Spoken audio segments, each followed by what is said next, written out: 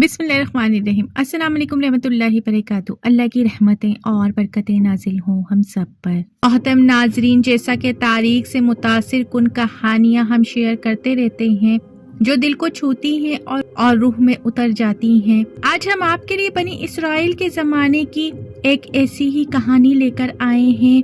एक गुनहगार आदमी की कहानी जिसने अल्लाह से माफ़ी मांगी और वो शख्स अल्लाह की बेपनाह रहमत और सच्ची तौबा की तब्दीली की ताकत की याद दहानी बन गया। मोहतरम नाज़रीन, आपसे गुजारिश है कि वीडियो को एंड तक ज़रूर देखें।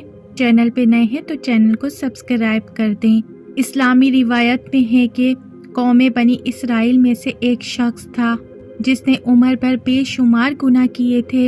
इसके गुनाह इतने शदीद थे कि इसने अपनी बिरादरी में सबसे बड़ा गुनहगार का खिताब हासिल कर लिया था। अपने गुनाह भरे तरीकों के बावजूद इस आदमी के अंदर अभी एहसास जुर्म और पछतावा बाकी था जो इसने किया था। एक दिन अपने गुनाहों के बोझ से मकलूब होकर इसके दिल में तौबा करने का ख्याल आया और इसने सोचा कि क्यों ना किसी अल्लाह वाले से मिला जाए और उससे पूछा जाए कि मुझ गुनाहगार की भी माफ़ी कबूल होती है या नहीं। अपने दिल में तौबा की चाहत लिए वो एक आलिम के पास गया और इनसे पूछा कि मैंने 99 लोगों का कत्ल किया है, क्या इसके बावजूद मेरी तौबा कबूल हो सकती है? आलिम ने जवाब दिया कि नहीं, तेरी तौबा कैसे कबूल हो सकती है, तेरी तौबा कबूल नहीं होगी। ये जवाब सुनकर इस शख्स को बहुत गुस्सा आया और इसने आलिम को भी कत्ल कर दिया और वो यूं 100 लोगों का कातिल बन गया।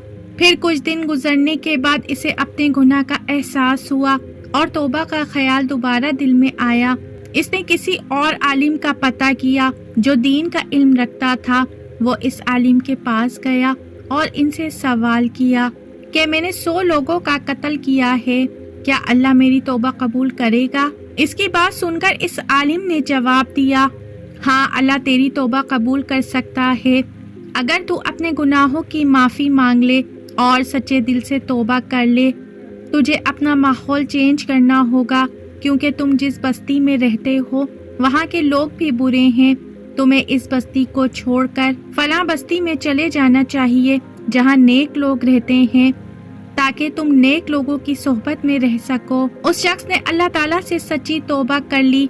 ये सुनकर वो शख्स तौबा के इरादे से इस बस्ती की तरफ रवाना हो गया, लेकिन रास्ते में ही इसकी मौत वाक़या हो गई। इसके मरने के बाद रहमत के फरिश्ते और अजाब के फरिश्ते आपस में झगड़ने लगे कि इसे किस तरफ लेकर जाया जाए। रहमत के फरिश्ते कह रहे थे कि ये तौबा की नीयत से निकल रहा था, जबकि अजाब के फरिश्ते कहने लगे कि इसने कोई नेक अमल नहीं किया, इसलिए ये हमारे साथ जाएगा। इसी दौरान अल्लाह ताला ने एक फरिश्ते को इंसानी सूरत में भेजा ताकि इनके दरमियान फैसला कर सके। फरिश्ते ने कहा, दोनों बस्तियों के दरमियान फासला नापा जाए। अगर ये नेक बस्ती के करीब हो तो इसे रहमत के फरिश्ते ले जाएं और अगर ये बदबख्त बस्ती के करीब हो तो अजाब के फरिश्ते इसे ले जाएं। जब फासला नापा गया तो वो नेक बस्ती के करीब था, इसलिए रहमत के फरिश्ते इसे ले गए।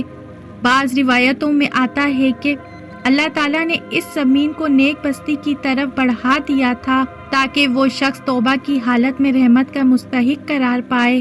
मोहतरम नाजरीन, ये वाक़या हमें ये सबक देता है कि अल्लाह ताला की रहमत बेहद वसी है और अगर कोई इंसान इखलास के साथ तौबा करता है तो अल्लाह ताला इसके बड़े से बड़े गुनाह भी माफ़ कर देता है।